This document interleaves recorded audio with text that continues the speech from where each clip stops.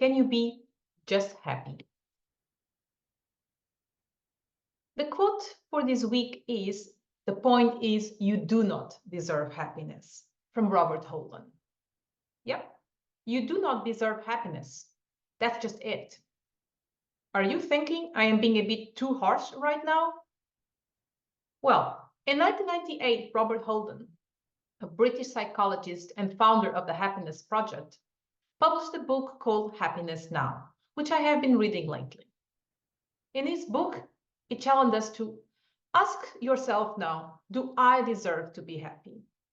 I proudly said yes very quickly. Well, I felt for the trick. Not his trick, but the one in my mind.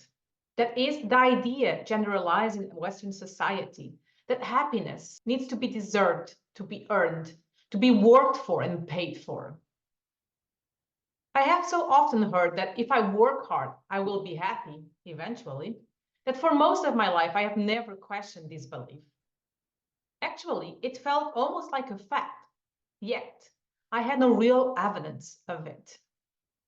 I have known many hardworking people who still feel unhappy, very successful professionals who feel miserable and alone, and extremely happy people that seem to have almost nothing. So they cannot possibly have worked for it, can they? Clearly, somewhere in our brains, in my brain, there is a clash between a presumed truth and the observed reality. Is there really a relationship between more work equals more happiness? Though I used to believe it, I simply cannot see it anymore.